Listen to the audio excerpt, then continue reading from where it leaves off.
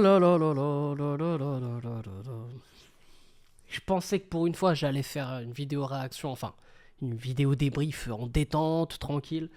Eh ben non, ils m'ont énervé jusqu'au bout, hein. Et salam le monde, c'est Hakim pas possible, j'espère que vous allez bien les amis. Évidemment on se retrouve pour réagir et débriefer de cette rencontre entre le Paris Saint-Germain et Angers sur la pelouse d'Angers. Les gars, victoire du Paris Saint-Germain 4 buts à 2. Vous allez me dire, bon bah voilà, victoire, voilà. J'ai envie de dire, le plus important c'est évidemment les 3 points, le plus important c'est voilà, qu'on continue de marquer, mais dans la physionomie du match, bah ça m'a déplu parce que voilà, on a mené 4-0, on se prend 2 buts à la fin sur voilà, un relâchement, de la déconcentration, même si un des 2 buts est un exploit individuel certes, mais on a senti un relâchement très clairement. Donc voilà, un peu déçu, mais évidemment on va revenir sur tout ça un peu plus en détail. Donc les gars, comme d'habitude, n'hésitez pas à lâcher un maximum de likes et surtout à vous abonner en activant cette fucking cloche, je compte sur vous. Et bien sûr, les frérots, bah, n'hésitez pas à commenter juste sous la vidéo, vous me dites vos tops, vos flops, etc. Comme d'habitude. Bref, les gars, évidemment... Le gros point positif, c'est cette première mi-temps. Cette première mi-temps, les gars, où bah, on a eu un PSG efficace. Les trois grosses occasions du début de match, on en met 2, ce qui est incroyable. Après, on commence à rater encore quelques occasions. On en met un troisième et on en met un quatrième même juste avant la mi-temps. On enchaîne avec notamment cette tête de Barcola. Franchement, cette première mi-temps, il n'y a rien à dire. Alors certains vont me dire oui, c'est Angers. Voilà, dès qu'ils se sont pris le premier but, ça s'est relâché. Mais même que ce soit Angers ou autre, quand t'as pas de réussite devant le but, tu peux jouer contre n'importe qui. Hein. Tu marqueras pas. Alors certes, tu auras des occasions un peu plus faciles, mais il y a des occasions très faciles qu'on a même vu en deuxième mi-temps qu'on n'a pas mis. En première mi-temps, les gars, moi ce que j'ai aimé, c'est évidemment dans la proposition. Voilà, y avait le jeu, ça tournait, il y avait beaucoup de mouvements. Comme j'ai dit, Asensio en 9 en Ligue 1, ça passe tous les jours, il n'y a pas de souci. Kanginli, Asensio, ça se cherchait beaucoup. Voilà, offensivement, j'avais rien à dire. Barcola n'a pas été exceptionnel, il a mis les 2 buts qu'il fallait, sans être exceptionnel, il faisait très peu de différence. Euh, mais après, en première mi-temps, il n'y a rien à dire, les gars. Défensivement, on n'avait pas grand-chose à craindre. Il y a eu 2 grosses occasions de mémoire du côté d'Angers où Donnarumma fait le taf sur une des 2. Mais après, voilà, en première mi-temps, c'est du pain béni, quoi. Première mi-temps, rien à dire.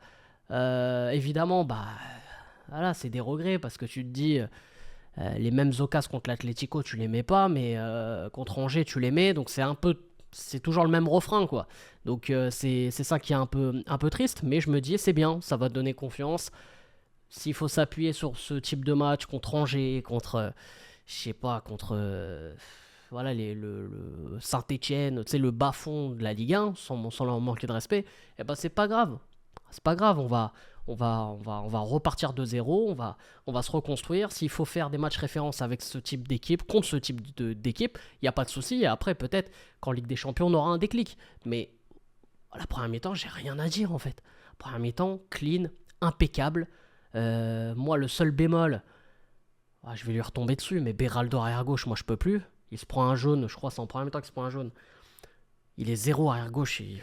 Moi, je suis désolé, hein, je suis coach de l'équipe adverse, donc l'équipe qui joue contre le Paris Saint-Germain, et je vois que Beraldo est arrière gauche, je mise tout sur le flanc droit de mon attaque.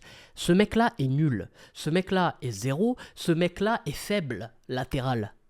Dans l'axe, ça peut le faire, ça dépend contre qui, mais latéral, il est latéralement nul, en fait. Pour moi, il n'a pas les qualités, l'étoffe pour jouer latéral juste en Ligue 1. Alors je parle même pas de la Ligue des Champions, mais juste en Ligue 1, il ne peut pas ce mec. Il ne peut pas.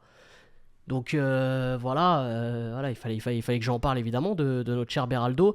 Hakimi que j'ai trouvé moins bien aussi dans cette première mi-temps. Il sort à la mi-temps d'ailleurs, il cède sa place à Zaguet. Je pense qu'il est moins bien dans le sens où je pense que physiquement là ça commence à être dur pour lui. En plus il va y avoir encore la trêve internationale, donc avec le Maroc il va énormément jouer. Il va falloir aussi qu'il se fasse gérer, j'ai envie de dire, un peu. Il faudrait qu'il y ait de la gestion de jeu de la part de Walid Regragui avec le Maroc. Bon, qui joue contre le Gabon, ok, mais contre le Lesotho, moi je le laisserai au repos. Après, dans cette première mi-temps, Rien d'autre à dire. Rien d'autre à dire. Voilà, tout est parfait. Après, on arrive à la mi-temps 4-0. Ah, tu le vois venir le match. Enfin, tu le vois venir la seconde mi-temps. Tu le vois venir, les gars. La seconde mi-temps, tu sais que ça va être de la gestion. Tu sais qu'il va avoir moins de rythme. Tu sais que Angers a le moral dans les chaussettes et ça va moins jouer. Enfin, voilà, tu le sentais. C'est ce qui est arrivé. Et il ne s'est rien passé de spécial, mis à part lors des différentes entrées Dembélé, Kolo Muani. Il y a eu un peu plus d'intention de jeu, un peu plus de jeu vers l'avant. Kolo Muani qui n'a vraiment pas de chance parce que je trouve qu'il fait 2 bonnes entrées de suite contre l'Atlético et contre Angers. Et contre Angers, il a une grosse occasion, voire 2 grosses occasions. Mais surtout le poteau qu'il met, c'est dommage. Franchement, c'est dommage. Et voilà, sinon, il n'y a rien. En deuxième mi-temps, pareil, j'ai rien à dire, mais pas dans le positif. Tu vois ce que je veux dire? Donc c'est pour ça que c'est très paradoxal à débriefer cette rencontre. Et dans cette deuxième mi-temps, moi, ce que j'ai remarqué, évidemment, mis à part le relâchement, c'est évidemment la gestion de Luis Enrique. Pour moi, c'est top ce qu'il a fait en donnant du temps de jeu à Désir Doué, Zagué aussi. Même en titularisant Mayoulou, c'est vrai que j'ai oublié de le dire. Je trouve que c'est bien, c'est intéressant parce que on parle énormément de l'effectif qui n'est pas taillé pour jouer avec des champions, mais au moins faire souffler certains joueurs qui enchaînent beaucoup de matchs. Je pense à des Vitinha, Joao Neves, même Zaïre Emery. Il faut essayer de faire souffler un maximum ces joueurs-là.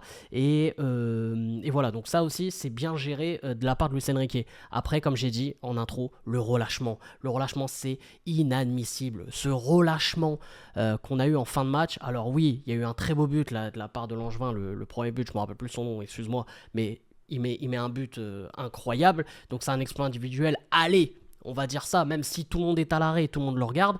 Mais le deuxième but, les gars, encore sur un coup de pied arrêté, encore sur un corner, encore où Donnarumma il se trouve totalement. Alors Désir Doué, c'est pas, je pense que c'est pas l'un des meilleurs joueurs de la tête du Paris Saint-Germain, mais il lâche son joueur. Derrière, il y a une tête. Donnarumma il se trouve encore. Donnarumma il a pas de main, il a rien. Je sais pas. C'est un paillasson en fait, ce mec. Voilà, tout le monde passe sur lui, et puis voilà, on le calcule pas, le mec. C'est le paillasson, il n'y a même pas marqué welcome. Il y a marqué crash sur moi, quoi, tu vois. Donc, je sais pas, moi je peux plus avec ce gardien. Franchement, je vous dis la vérité, je peux plus. Après, on n'a pas d'autres gardiens, frère. Safonov, c'est Donnarumma en russe. Et après, bon, Tenas, c'est juste aussi. Donc, en fait, il faudrait vraiment acheter un nouveau gardien. Il faut aller acheter, Lucas Chevalier, les mecs. Hein. Honnêtement, il faut aller acheter Lucas Chevalier. Hein. Moi, je l'achèterais. Hein. Mais bref, voilà. Il y a eu un gros relâchement. C'est dommage parce que j'aurais bien voulu un 4-0 pour un clean sheet. Et encore une fois, un match de plus, on encaisse des buts. Et c'est fort dommageable. Donc, même pour la confiance, ça aurait été bien après la trêve internationale là, de revenir et de se dire, voilà, il faut rappeler qu'on sort d'un match contre Angers, 4-0, match nickel, rien à dire.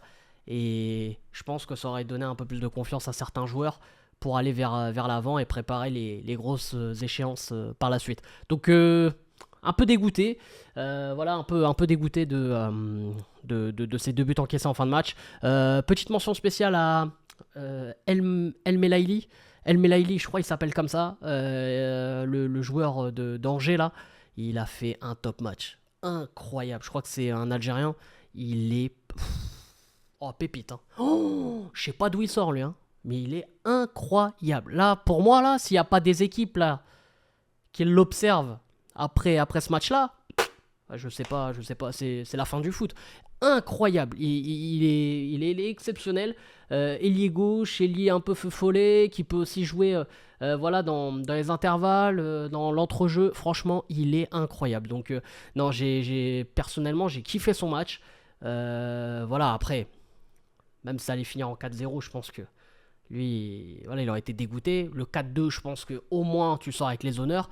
Donc, il peut être encore plus fier de son match, même si je crois qu'il sort vers la 77e, 78e, il y a 4-0 à ce moment-là, mais il fait un match exceptionnel et il a fait beaucoup de mal à la défense et aussi au milieu de terrain du Paris Saint-Germain. Donc voilà, une petite mention spéciale au joueur d'Angers El Melaili, et voilà, j'ai rien d'autre à dire les amis. Donc comme d'habitude, n'hésitez pas à lâcher un maximum de likes et à vous abonner en activant cette fucking cloche, et bien sûr vous me dites en commentaire tout ce que vous avez pensé de cette rencontre les amis. C'est à vous de jouer juste sous la vidéo. Bref, c'était Hakim Pas Possible, je vous aime, je vous laisse, et bien sûr les frérots, ici c'est pareil.